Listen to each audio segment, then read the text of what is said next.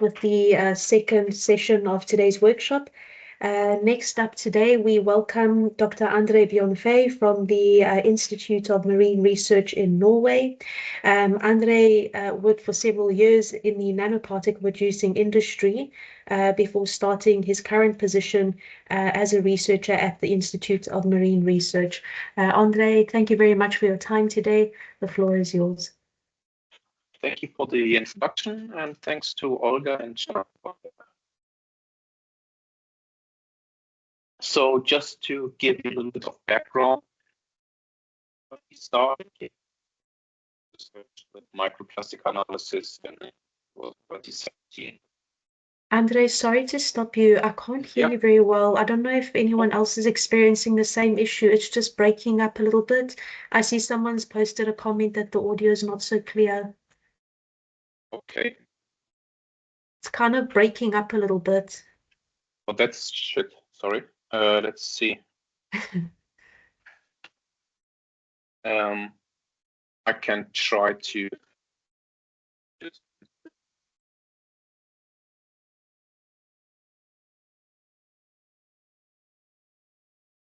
Is it better now? Much better, thank you. Okay. Okay, let's try it like this. Can you say something that I can see if I hear you? Yeah, we can hear you well. Perfectly fine, thanks. Okay, yeah, sorry for that. So when we started with microplastic analysis in 2017, 2018, we quickly realized that there was a bottleneck in our workflow, and this was the microscopic IR analysis of our samples. So back then we had an Agilent Carry 620 system. We still have it. It's a good system. It served us well, but it is fairly slow. And now I was thinking to tell you a little bit about how we removed that bottleneck with my presentation here, high throughput microplastic analysis using QCL-based infrared microscopy. So it's not reacting either.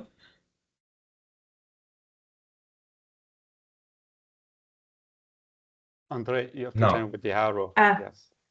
Now we can see your next slide. Good. So just a brief overview. What will we be talking about here? First, what is QCL-IR? Olga has already talked about it anyhow. Then a quick look at the instrument that we are using, the Daylight Solutions Spero QT. Then I will be talking about the automation of the data acquisition, data analysis using machine learning, and automation of the data treatment. So just very quick, what is QCL-IR? I mean, it's short for the tunable quantum cascade lasers. These laser modules emit very bright near monochromatic light. So those lasers shoot then an IR light beam at one wavelength, or if you think IR, one wave number. And this has a limited spectral range, as Olga already mentioned.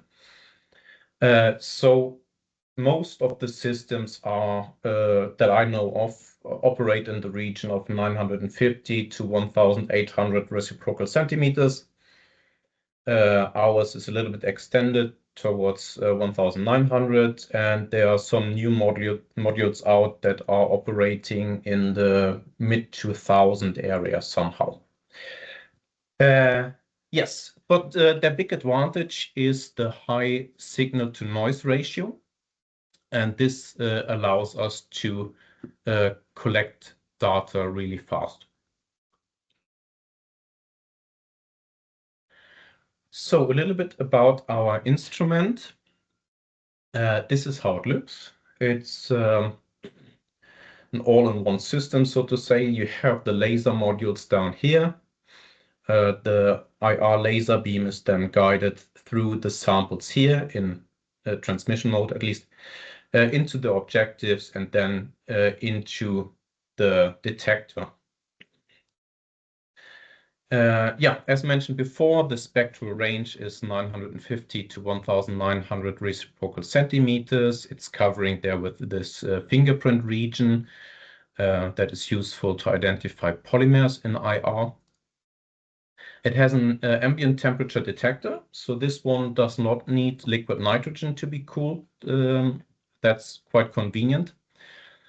The detector has 480 times 480 pixels, so the instrument is collecting about 230,000 spectra at one go. The image pixel size is either about 4 micrometer when using the low magnification objective or 1.3 micrometers using the high magnification objective. We are almost exclusively using the low magnification objective because we want to have a high sample throughput. You can measure both in transmission or reflection or transflection. We are almost exclusively using transmission. We found that this is the best solution for our samples.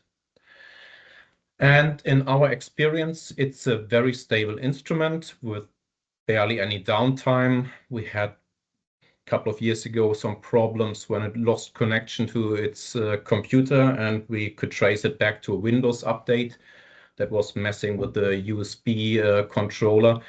But otherwise, the system is running around the year. We shut it down usually twice a year, once for the summer vacation, once for Christmas. Otherwise, it's just running really stable. So how is it collecting data? You have now heard about hyperspectral imaging before. So this is doing hyperspectral imaging. Essentially, it is collecting one image of light intensity per wave number emitted. So each pixel is then saving the light intensity measured at that wave number. Those images are stacked into a data cube. In our case, it's 477 images. So we are measuring with a spectral resolution of 2 reciprocal centimeters. And a spectrum is then generated by looking through the cube at one pixel, as shown here in this image. And then based on the intensities, you are receiving a spectrum. Yes. Okay, now we have this nice instrument that can quickly measure our samples. But we wanted to be able to measure several samples consecutively without an operator doing anything. And the Spero has a relatively large microscope stage, and it has a quite good range, this stage in X, Y, and Z directions. So we were able to design a sample holder that could fit 6 samples, samples being 25 millimeter filters. However, the microscope stage wasn't perfectly suited for this. It was throwing some shadows at some areas, but we were able to modify the stage by doing some water jet cutting, just cutting the hole essentially larger. And with that, all of these 6 positions are now fully analyzable. Here's just a quick overview in IR, how it looks. So yeah, we have now the opportunity of placing 6 samples in the microscope at once. Good, now we have this kind of auto sampler, but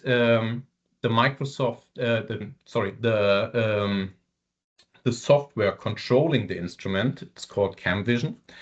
It can collect several regions of interest, but by itself, it can only do that in one focus plane, so just in one Z position. Luckily, this software, CamVision, can be controlled by a script. And with that script, we can program the software to measure essentially an infinite amount of different regions of interest with their respective Z focus plane. Modifying the script in a text editor can lead to errors when you're tired and you replace a dash with an underscore or the other way around, and the program then cannot find the right folder location and so on. So we generated a Python tool. We made a Python tool that is helping us to generate those scripts to then do the automated data collection. Here's just a screenshot of this graphical user interface. It's guiding us through the process of generating the scripts.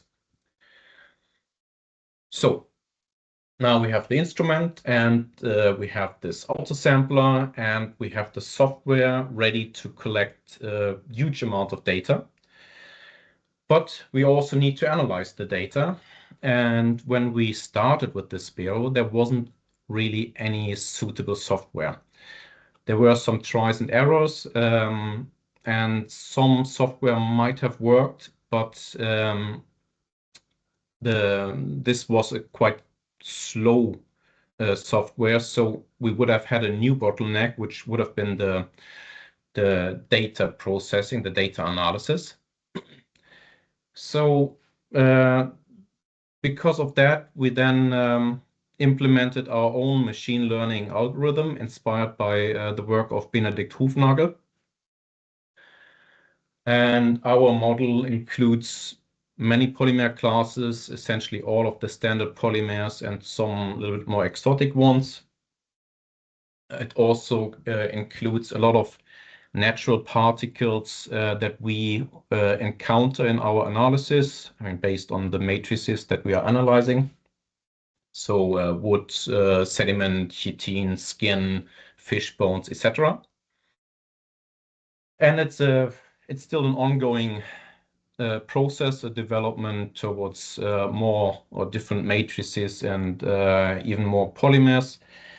I hope that we will have a new version ready before summer with a couple new polymers and maybe some more efficient data treatment as well.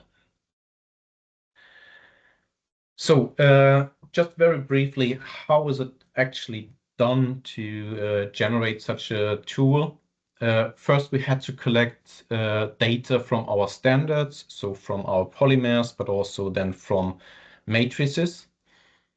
Then we had to extract the relevant spectra of the data collected. And this is something that one could discuss for hours, but it's really important that you get the right spectra out of those measurements.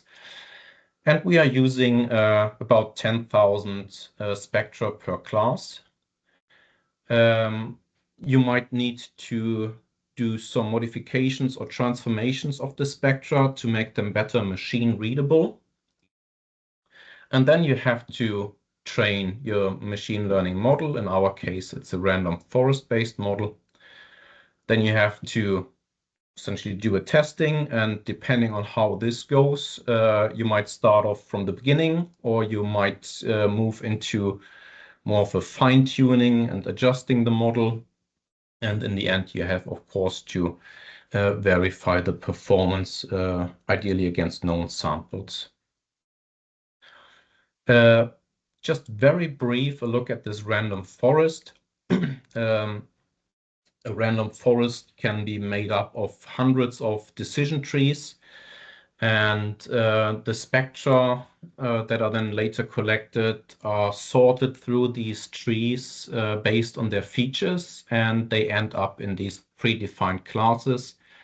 And classically, the most class or the most hits on one class trigger this to be then the final class in this majority voting. We tweaked this a little bit, and we have a probability-based voting. We found that with this, we can suppress false positive detections. And just to mention it, those trees do not look as cute as the little ones here shown. They look more like this, it is believed. And so it's quite complex, and it can only be done by machines, not really by humans. So the result of the data analysis, we are receiving mainly 3 image files. One is the analytes in false color, put on top of a grayscale image that is taken at 1900 reciprocal centimeters. Then we get an output file where it's shown the probabilities of those classifications. Here we see that most of the classifications are red. This means that they are close to 1, so close to 100%. And this is then a result we can really be happy with. And as a third image, we get all classifications. So also the classes that are not defined as analytes. This is mainly for like troubleshooting. If there's something really odd with a measurement, we might be looking at this and try to figure out what might have gone wrong. And then, of course, we are also getting a text file with all the particle information, minimum and maximum diameter, polymer type, etc. And we have then an RData file that is storing all the classifications, so we could revisit it in case it's needed. Yeah, so then we have the instrument, the auto sampler, we have the software ready for the automatic data collection, and we have a program to analyze data. But we wanted to take it even a step further, and we want to automate the data treatment. So we have an automatic backup from the instrument PC to our server system. Then we have a small program running on the server, a cron job, that is monitoring the server space for new complete data sets. If it finds a new complete data set, it automatically triggers the program to do this machine learning analysis of the data set. And the results are then stored on the server and are waiting then for us to be analyzed, double-checked. So how might the workflow in our lab look like? In the morning, you might be preparing and starting 3 samples. Those are then running to lunch time, maybe a little bit longer. Thereafter, you might be preparing and starting 6 more samples.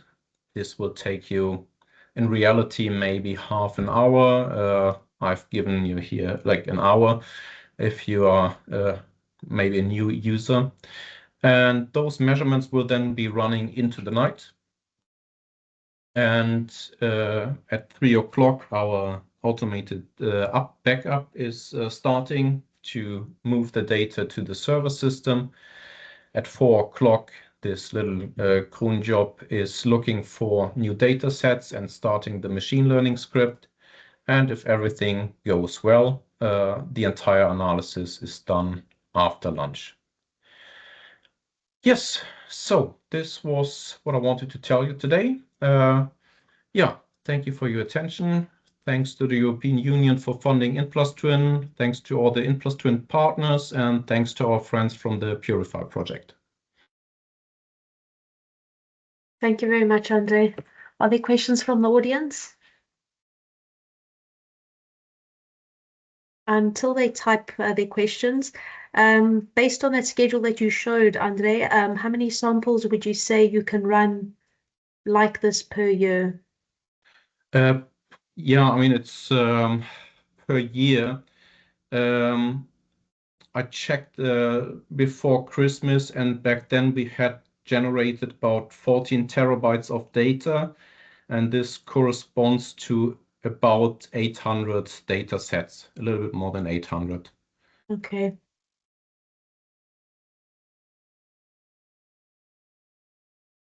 There's a comment from Olga. Super nice workflow, Andre. Definitely need to look for further automation and data handling. All right, well, if there are no more questions, we will now move on to the final presentation for today. I introduce Mika, who is a key researcher in the PUREEF-Y project.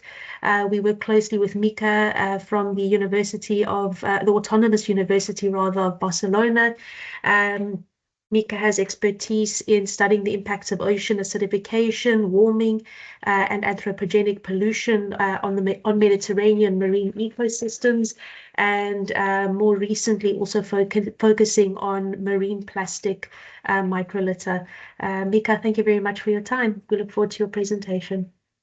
Thank you, Kathy. Can you hear me well or see the presentation? Yep, we can. Okay, good. So, well, thank you. Thank you for the introduction. Good afternoon, everybody. So yes, I'm Michael Guerrero, Mika, working here in Barcelona, in Spain. And I'm going to talk about Raman spectroscopy.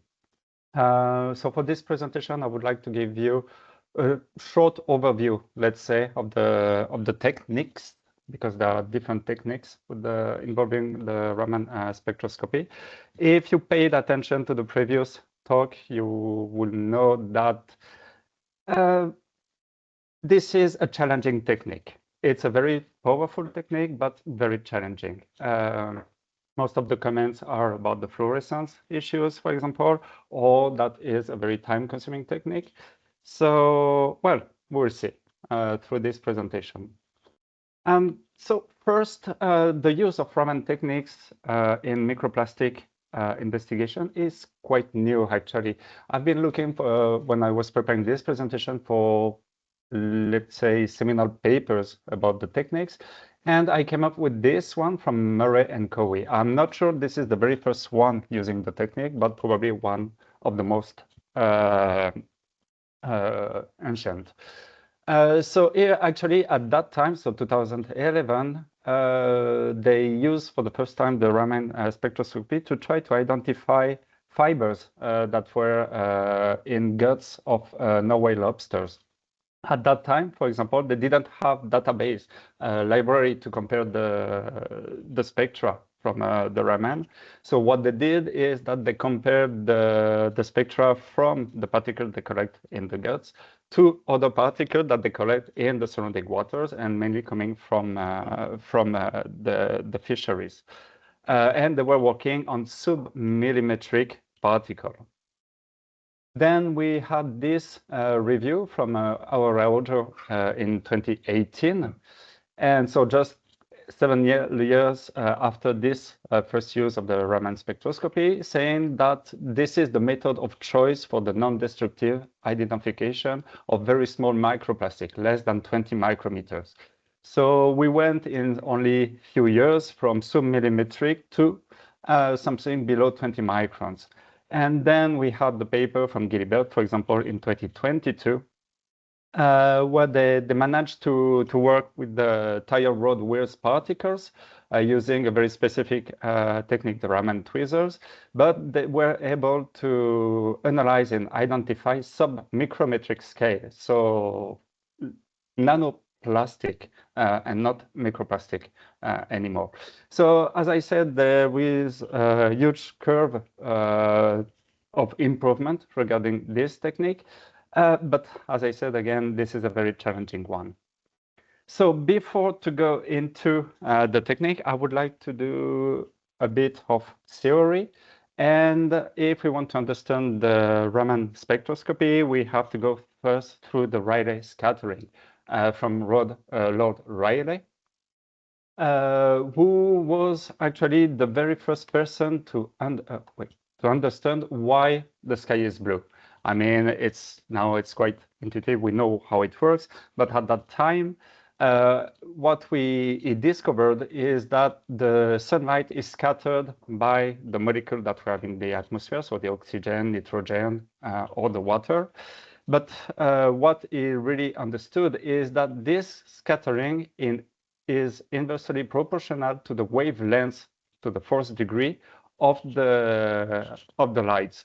meaning that the shortest wavelengths, like the violet and blue, were more prone to scatter than the longer wavelengths, like orange and red. So this is why we have this scattering of blue light in the sky, because of this relation.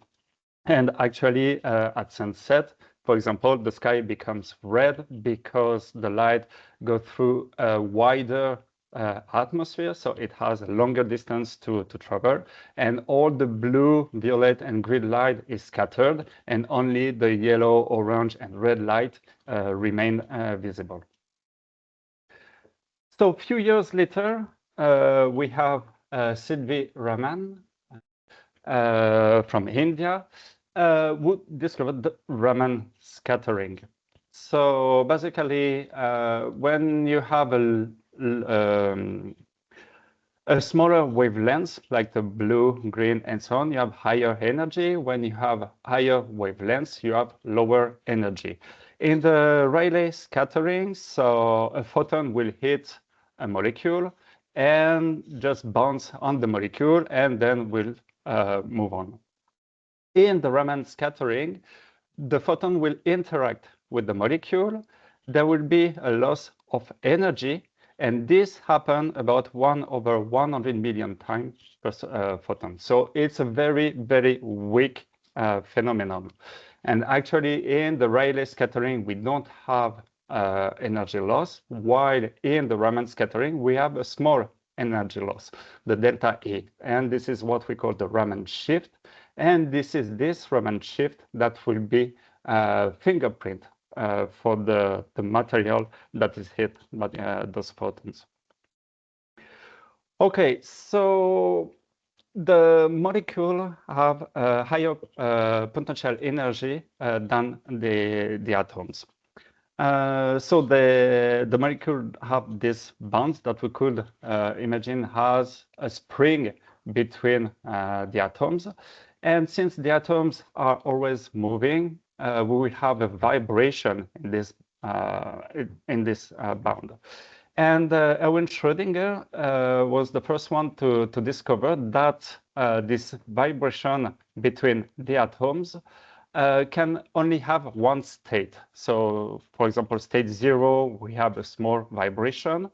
Then we move to the state 1, where we have higher vibration, and so on and so forth. But we don't have state in between 0 and 1. So, or the molecule is in state 0, or it's in state 1. And they can only jump from one vibrational state to the other. What happened is that with the Raman scattering, when the photon hit this molecule here, and we have Raman scattering, the molecule will jump to a different state, vibrational state, because of the Raman shift, which is the energy necessary to move from one state to the other. So for example, if we keep this image of the spring between two atoms, the atoms with higher mass will have a weaker vibration, while atoms with a lower mass will have a higher vibration. And since this vibration is proportional to the Raman shift, we can see directly when we retrieve this energy, that this energy is the same, sorry.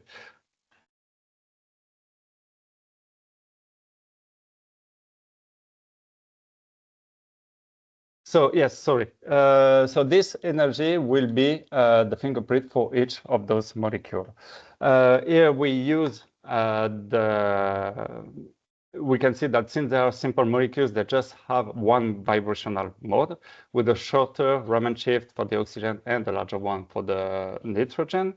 And this is what we use, for example, to identify more complex particles, such as the polypropylene, which will have more vibrational mode compared to those simple molecules. So from this, we have the base for building a Raman microscope. So usually for the Raman spectroscopy, we use a laser which has a very narrow wavelengths. This laser is then focused on the beam splitter, so that can reflect or transmit the light through the objective of a microscope. This laser will hit the sample that we have below the objectives, and we will have the scattering. So or the normal Rayleigh scattering or the Raman scattering. Then the light scattered will go through the objectives and go through a spectrometer that will, first it will go through a filter that will remove the Rayleigh scattering just to keep the Raman scattering. And this Raman scattering will go through a grating, so that will diffract the light and dispatch the different wavelengths of the Raman scattering on CCD, so the detector. Here, this is just a summary of the different type of light and scattering that we have on the scheme. So we have here the vibrational mode for the different wavelengths that were scattered from the Raman shift, and the intensity of the peak that we will get on the CCD is directly proportional to the amount of photons that were collected on the CCD. Okay, as for the infrared spectrometry, we used the wave number. And since the Raman spectroscopy works with visible light, it's possible to analyze directly samples in the water or through glass slides, for example, or we can get as well analysis of very small particle below the micrometer. One of the main issue with the Raman spectroscopy is the fluorescence. So we saw that for the Raman scattering, we have a photon that will hit a molecule, and we will emit a photon with a larger, longer wavelength and less energy. This is a very weak signal because it's only 1 out of 100 million photons that will go through the Raman scattering. And this is a very, very fast process because this happens in 10 power minus 15 seconds. So we are talking about atto and femtosecond. But with this, we can get the spectral signature for different material.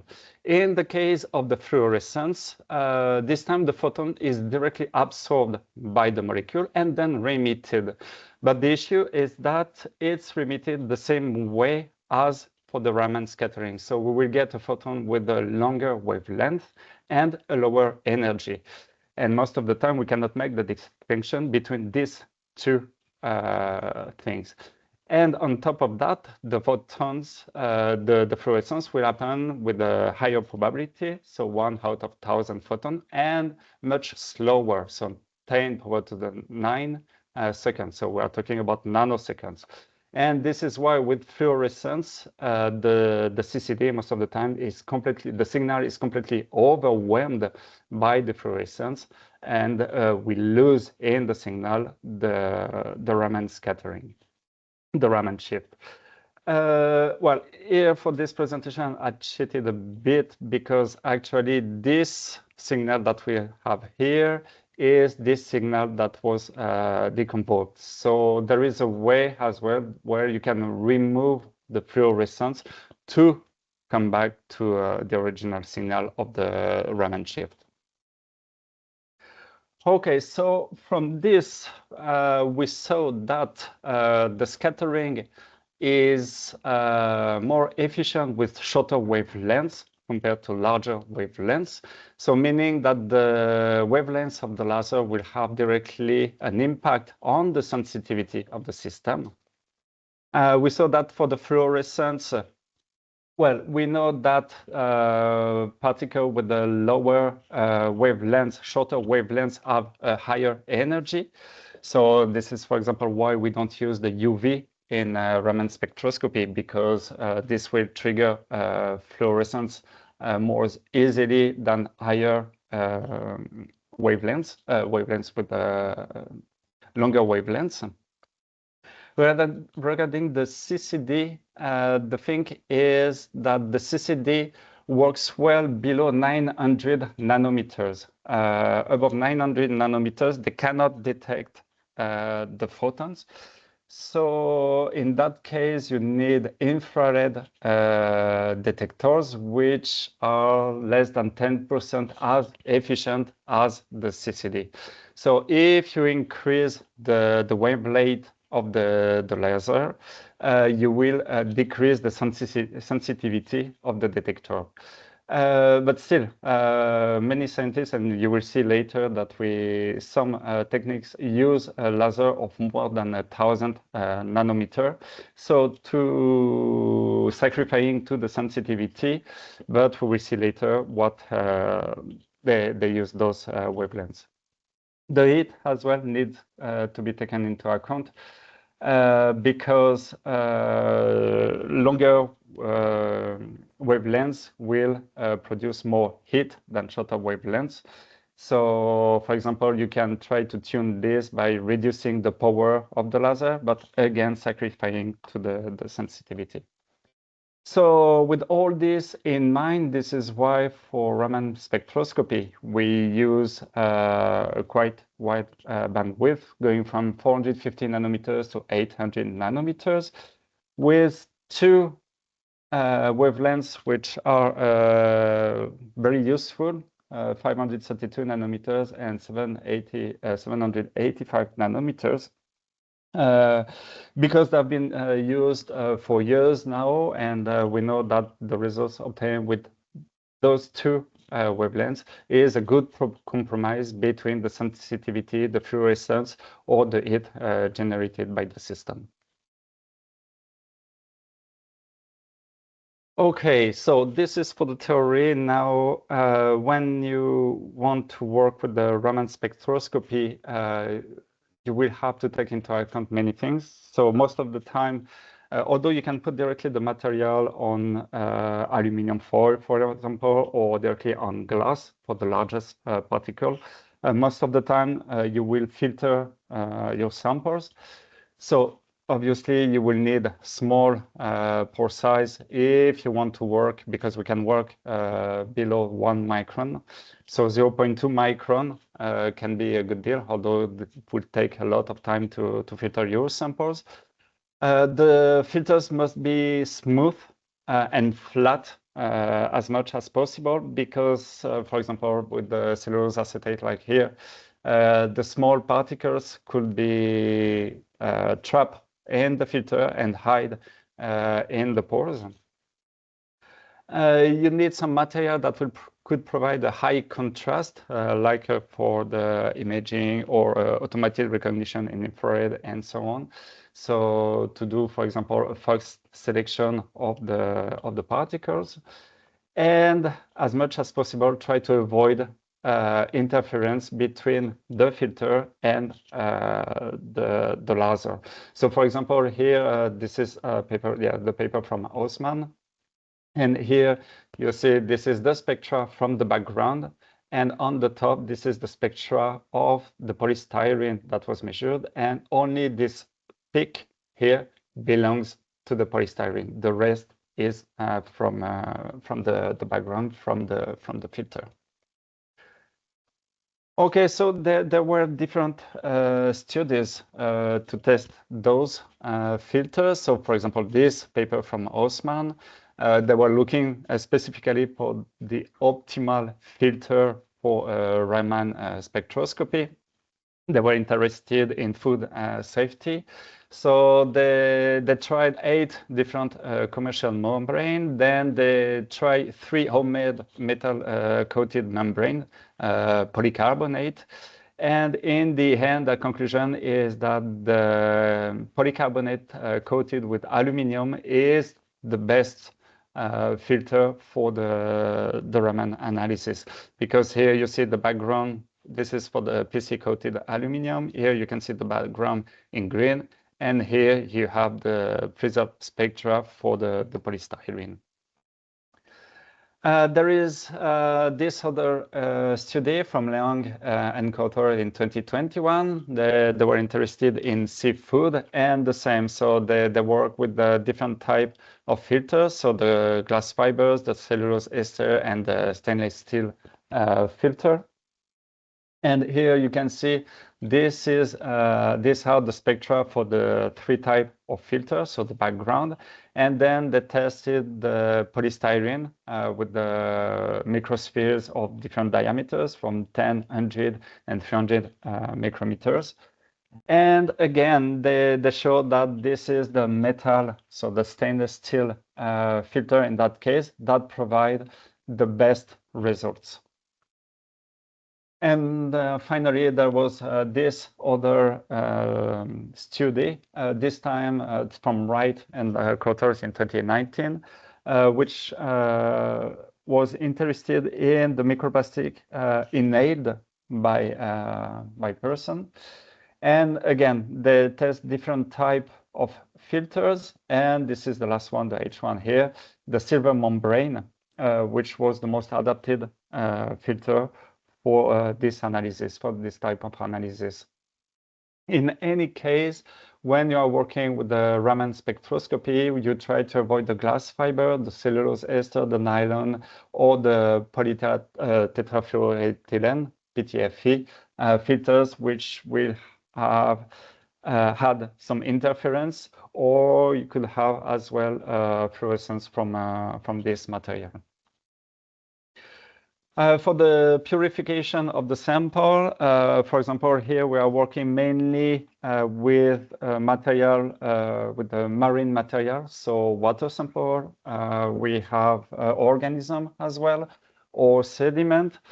And for sure, we never use acid digestion. In any case, this is not recommended, as you know, because it will have some impact on the plastic themselves.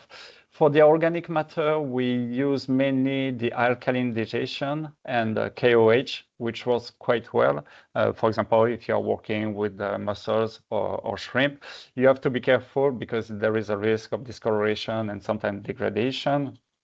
And you can get a lower quality for the Raman spectra. But KOH is quite powerful as long as you control the concentration and the temperature as well.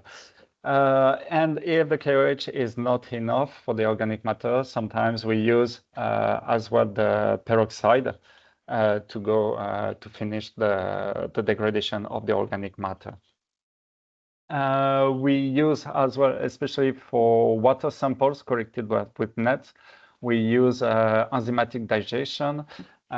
This is mainly to get rid of cellulose and as well some other organisms like diatoms and so on that can add a lot of organic matter to the material. So enzymatic digestion works well, but it's really time consuming and you need to have a previous knowledge of the sample to know exactly which type of enzyme you can use to degrade the organic matter. And when we are working with sediments, so we can go for the KOH and the peroxide if we want to get rid of the organic matter. But if we still have material that cannot be removed with these techniques, we use the Fenton reaction.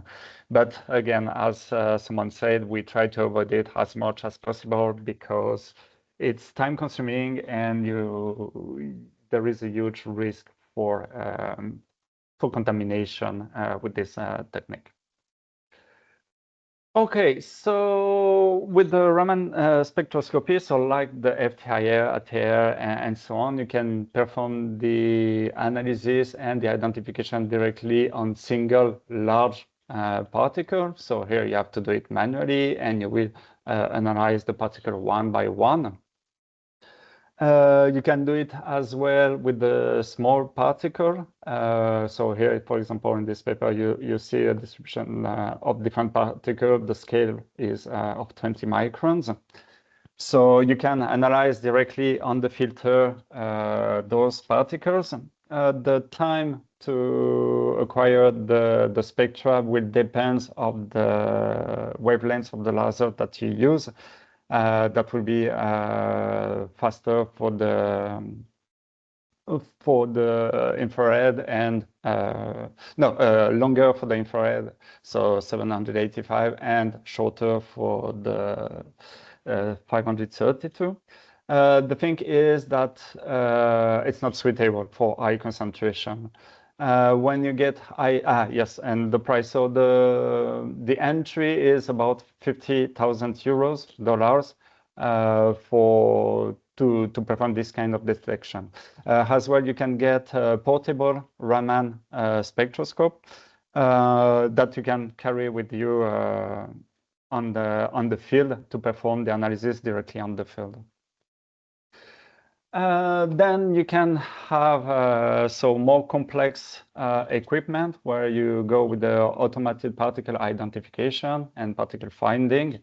So in that case, you can select a larger area of the filter. For example, here, so it's about 200 microns by 200 microns, the field of view that you can get. You need, in that case, a good contrast between the background and the particles that you want to analyze.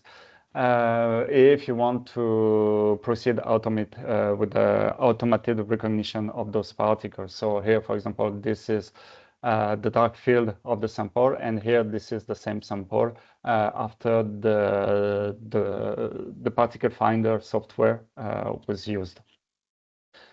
It works quite well, but it can take quite a lot of time. Here are the results from 3 different studies. So it goes from about 1 hour to scan 1 square millimeter up to 5-6 hours to scan 1 square millimeters. And here you can see the range of the particles that were detected. So here, for example, we go with a small particle between 1 and 10 microns, and you can do it up to half millimeter. So in that case, most of the time, what the people do is that they analyze a sub area of the filter ranging from 0.1 to 30%, more or less. And here the equipment is around 100 to 200,000 euros. Then with the good confocal microscope and so playing with the laser wavelengths and so on and so forth, you can go for the point-by-point mapping. So here, for example, you see each blue dot is a point where you would get an analysis. Here you have a step of 1 micrometer. So you have to go through the filter with a step of 1 micrometer. It can be extremely long analysis. For example, in this study, it took about 38 hours to scan 1 square millimeters. This can be changed if you use, for example, EMCCD, which will increase the sensitivity of the detector, but still it takes days to analyze a very small fraction of the filters. But here you can get to micrometer down to even sub-micrometer particle. The cost for all this included a good microscope, and the MCCD detector, for example, can reach up to 400,000 euros. Which start to be very expensive for this type of equipment. So yeah, I just make a very short parenthesis about the additives, because, for example, with the infrared spectroscopy, you don't detect the additive in the material. Why with the Raman spectroscopy, since it's based on visible light, you can detect those additives, and it can be difficult actually to analyze the particles, because sometimes you will get the spectra from the additive and not from the particle. For example, this is the paper from Nava et al. On 2021. And here at the base, you can see, for example, a transparent polyethylene particle that was analyzed with Raman, with the characteristic peak marked with those asterisks. And then you see the results depending on the color of the polyethylene. So here white, you can still see the characteristic peaks. Then you move to blue, they start to disappear, and orange, they are almost hidden by the additive. In this paper, they provided as well a database with the main additives that they found. They tried to list them and make a catalog. So there is this Raman microplastic that you can download for R, this package that you can download for R. And here they have 356 spectra, of which 325 additives. And as for the fluorescence, then you can subtract those spectra to your signal to try to retrieve the original polymer when it's completely hidden by the additives. Okay, so far the technique that I showed you used the spontaneous Raman scattering. This is something. So this is the very weak signal that you get from the Raman scattering. And now I'm going to show you two advanced techniques, including the first one, the stimulated Raman scattering (SRS). And it works by using two lasers that will interact with the sample. When the frequency difference matches a molecule-specific vibrational frequency, energy is efficiently transferred, causing a strong amplified signal for the vibration. So here is the setup, basically. Well, here you have the microscope. Here, this is the laser source. With the two lasers. So there is one, I told you that we use sometime you can use this more than 1000 nanometer wavelengths as a laser. The good thing with this one is that you will get rid of the fluorescence most of the time, but you have to be careful to not burn the sample. And then you use as a second source a tunable laser with a quite wide bandwidth regarding the wavelength. And the idea is to have the first laser to shoot the sample, and then the second laser you will go through the whole bandwidth, shooting photons at different wavelengths. The thing is that you have to do it sequentially, and you need to shoot first 790, then you move to 795, you shoot the photons, and so on and so forth. The good thing is that you get a very intense signal. So compared to the spontaneous Raman scattering, it's about 1,000 to 100,000 times more intense. So you really increase the sensitivity, but the fact that you need to scan the whole bandwidth,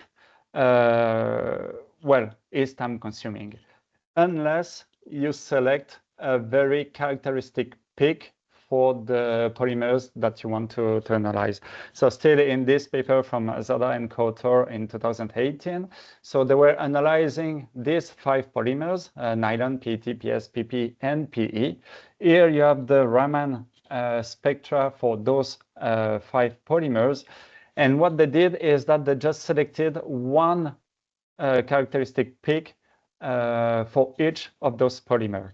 As you can see, they didn't use the peak for some of them because they used this value as well to discriminate other polymers when they're comparing all the data.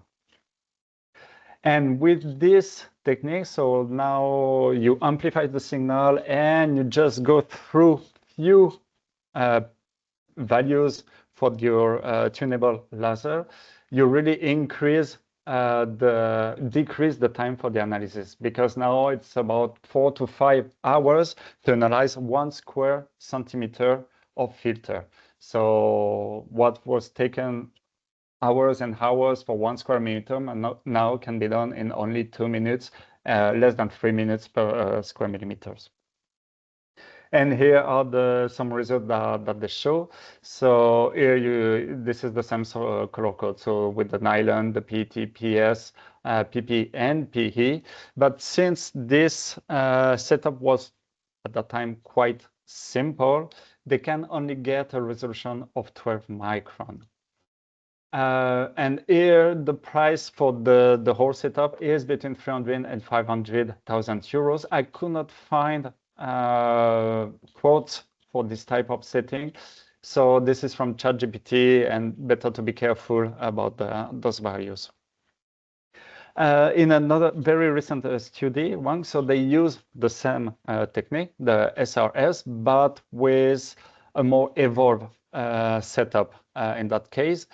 Here they did exactly the same. So they chose characteristic peak for each of the polymer that they used. You see that here now we are between 2,800 and 3,100. This is for the CH bond that choose to work in this band. And here you have the imaging that they obtained for the different polymers. The scale on each pictures is of 10 microns. And they did this because they are interested in the contamination of protozoa. So these are tiny organisms that you can find in water. And they wanted to know how those organisms ingest plastic in the wild. So here, these are not the results from natural samples. This is from experiments. So they fed those organisms with a mix of the different polymers that they wanted to test. And they analyzed them with their stimulating Raman scattering microscope. And these are the results that they obtained. So here you have the mapping for each of the 6 polymers, and here the merge image with the organism, and inside with the color you can see the spheres, the microspheres they use to feed the organism. And with this you can get a resolution of 400 nanometers.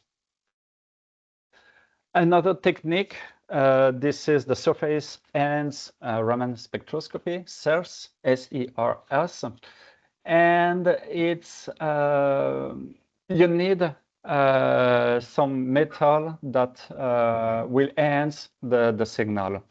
So usually you use gold or silver, and there are different ways of doing it. So for example, you can do it with the chloride substrate. So this is a dense grid of inverted pyramidal cavities made of gold. Or you can just use a colloid. So for example, here, these are microspheres of polystyrene. And here they use silver colloid as SERS, so as answer of the signal for this study. Here you can see the results from the chloride substrate. So they tested it with the different size of polystyrene spheres, ranging from 360 nanometers to 5 micrometers. So you can see that for the smallest one, you can get a signal. Here, these are the pictures that you get from the light microscope, the confocal microscope that they use to run the analysis. So here you can see the grid of the chloride substrate with gold. And here you have the spheres, the microspheres. So here, I think it's 2 micron. Here it's 5 micron spheres. And here are SEM pictures of the 360 nanometer spheres and 500 nanometer spheres. And they apply here to atmospheric samples. So they let the sample settle on this grid. And these are the results that they obtain. For example, for these 2 particles, so this one is a polystyrene particle, this one is the PET particle.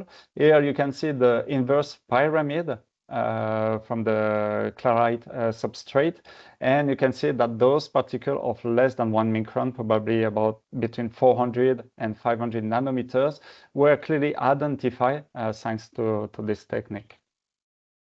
This one is, you can use basic Raman microscope to perform this analysis, because you have this subset that will really intensify the signal, and the price of this substrate is between $50 and $100 per sample. But then you can use colloid, so silver colloid, and this is what they did in this study by Lief and co-authors in 2020. And here again, so they spike samples with the microsphere of polystyrene of 100 nanometers and 500 nanometers. They wanted to test it in situ, so they ran some analysis with the water, salted water, before analyzing it with the marine water.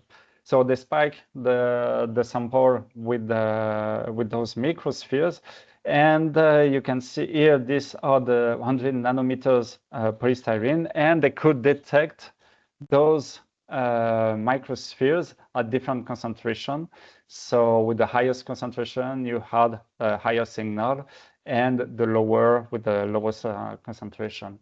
The thing is that this set of experiments were done with the portable Raman spectrometer, and they spike directly the samples in the field with these microspheres. And here are just the pictures of the microspheres and the silver colloid that you could find on the aggregate of the microspheres. And here the cost for the silver colloid is quite cheap. I mean, we are talking about few euros per sample, and the device itself, the portable Raman spectrometer, is quite cheap compared to other techniques as well. So, as the main take-home message, the Raman spectroscopy provides a non-destructive chemical fingerprint of microplastic, nanoplastic, as long as you tune the laser in order to not burn the samples. The Raman scattering is weak. It's a very weak signal. So this is why we need a long acquisition time and a high sensitivity to play with if we want to get some results. The fluorescence could be a limitation, but this can be overcome by, again, playing with the wavelengths of the laser. If you go, for example, for the SER technique, you could get completely rid of the fluorescence from your samples. The preparation affects the results as well. Obviously, as I said, the filter, so the substrate on which you collect the samples is very important because it can provide some interference with the signal. So better to use metallic substrate, as I said, to get a better signal. And so the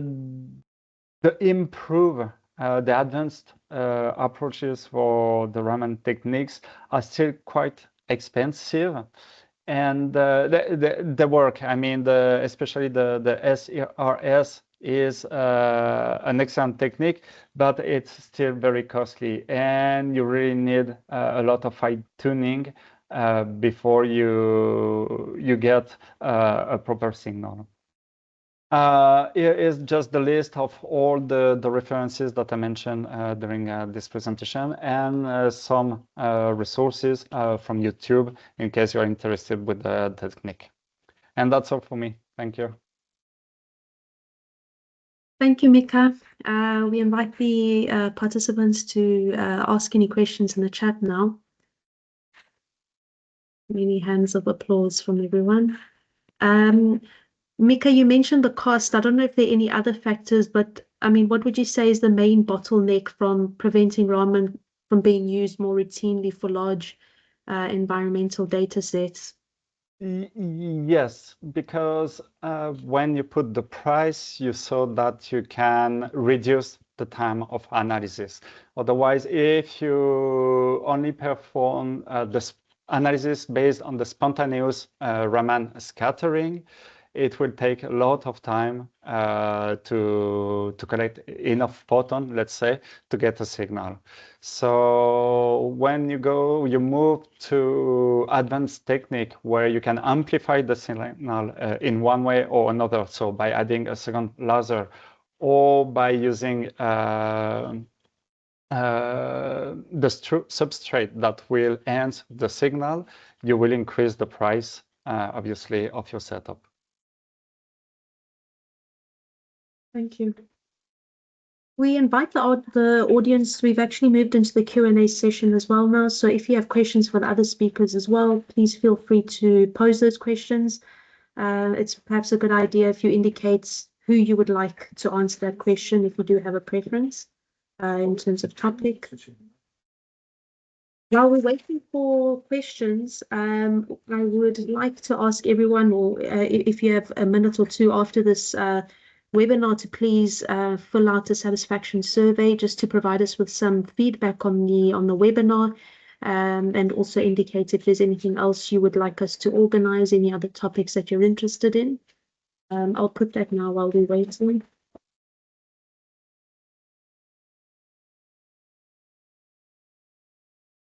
All right, well, in that case, I would like to close off this workshop first and foremost by thanking all our speakers. I think everyone will agree that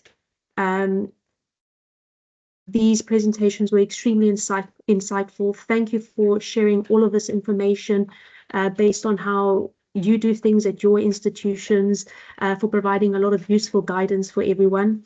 I would like to thank the audience for dedicating 3 hours of their workday to this workshop. I hope that you feel that this was very fruitful and very useful to you. And then finally, we would like to thank our collaborators at InPlasTwin, all the researchers who have presented in these workshops, but especially to Gordana and Yanya for what has been just seamless collaboration. We look forward to what will come in the future, and yeah, many thanks from our side, and wishing everyone a very good afternoon.